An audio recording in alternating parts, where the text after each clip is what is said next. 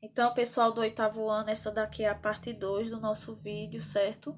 Da nossa revisão sobre o passado simples. E agora nós vamos dar foco aos verbos irregulares.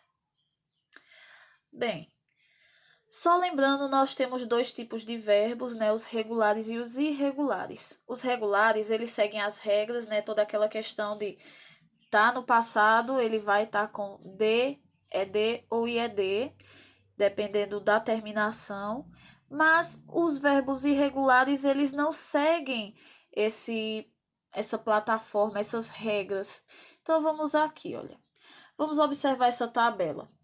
Eu tenho alguns verbos e casos diferenciados para a gente observar como exemplo. Tenho to go, que é ir, que no passado vira went. Olha, ele não ganhou de, ed nem ed. Na realidade, go e went parecem não ser a mesma palavra, mas esse aqui é ir e esse aqui é foi. To buy, comprar, vira bought. Então, olha, ele ainda tem ali algumas características que quem é acostumado, que lida com inglês, reconhece automaticamente. Mas para quem olha de primeira, pode também ter a mesma sensação desse primeiro caso, de que é uma palavra totalmente diferente de como ele é no infinitivo, no presente. Drive, dirigir, vira drove, só a mudança de uma letra. Eat, comer, vira ate. E aqui nesse caso houve uma inversão das letras. Write, vira wrote. Então, mais um caso onde há modificação de apenas uma letra. Aí aqui nós temos uma curiosa. Read, que novamente ficou diferente, mas se escreve da mesma forma. Eu expliquei para vocês na nossa aula, o caso de read é um caso especial, porque se escreve da mesma maneira no passado, mas se fala diferente. Aqui no presente nós lemos read, no passado nós lemos read, com a mesma pronúncia da cor vermelha em inglês, red. Temos aqui speak, que vira spoke.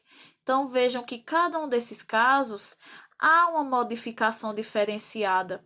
Para você saber identificar e considerar um verbo irregular em inglês, é muito simples. Se ele não ganha o D, o ED ou o IED, ele vai ser considerado irregular. Vai ter casos que vai mudar completamente, vai ter casos que vai modificar uma letra, que vai mudar a posição ou que vai permanecer com a mesma escrita. A regra é: não ganhou o ED, ele é irregular. Então é fácil de identificar. Já essas palavras dentro de um texto, se você não as conhece, se você não está familiarizado com esses verbos, eles podem passar despercebido e vocês vão precisar dessas palavrinhas na nossa avaliação. Nós teremos questões dedicadas aí exclusivamente aos verbos irregulares e vocês vão precisar identificar.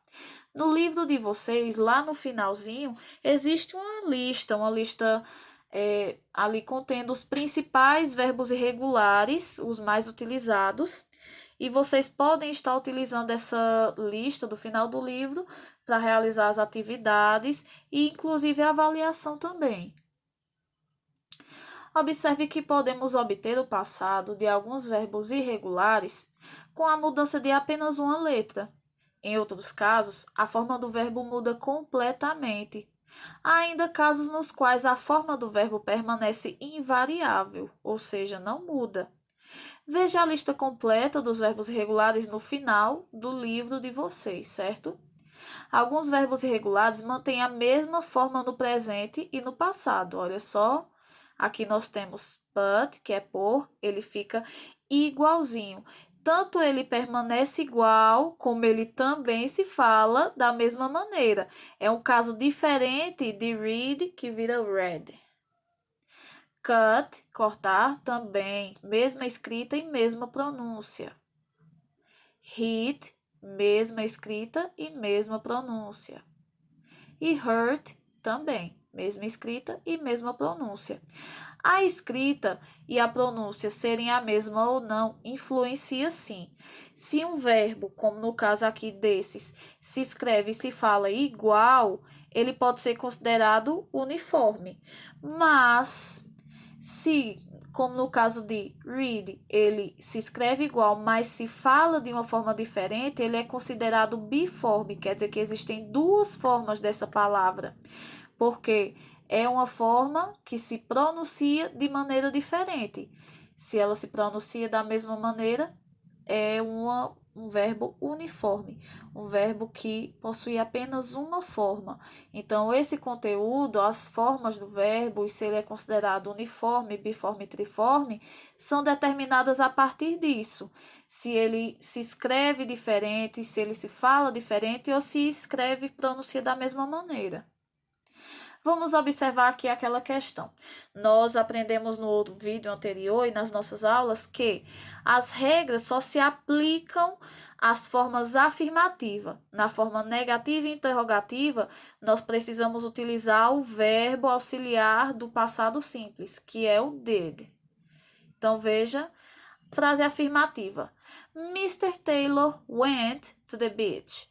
O senhor Taylor foi para a praia. Então, aqui went está no passado, verbo irregular.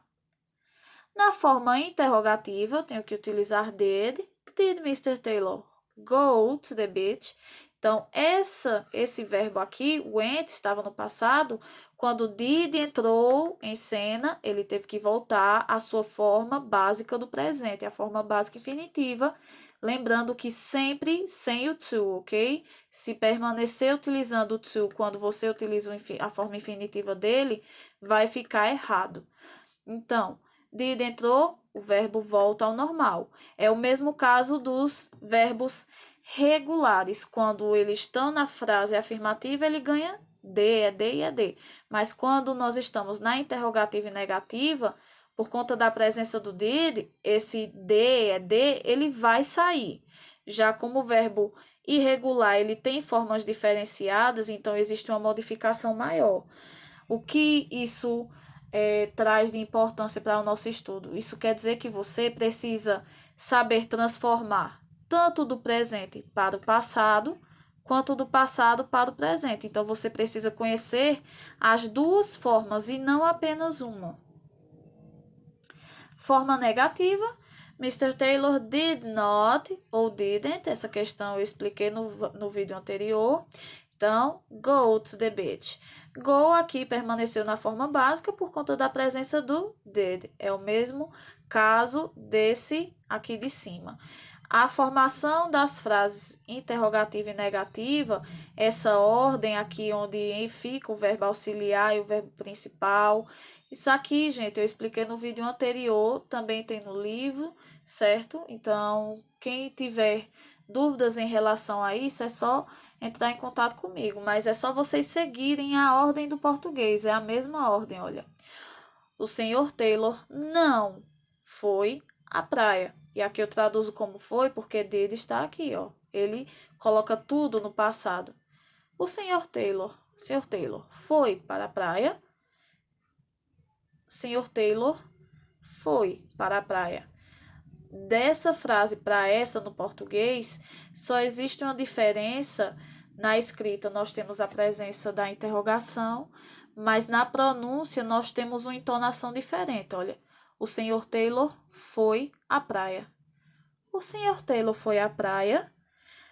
Nós temos a presença do did aqui, do verbo auxiliar no inglês, mas ele não é traduzido para português. É algo que é característico da língua inglesa, então na tradução ele é deixado para trás. Note que ao fazermos as formas interrogativa e negativa, usamos o auxiliar did e o verbo no infinitivo sem o to. Lembrem desse detalhe. Vamos ver aqui as short answers, as respostas curtas. Elas seguem o mesmo modelo dos verbos regulares. Olha, did she kiss him?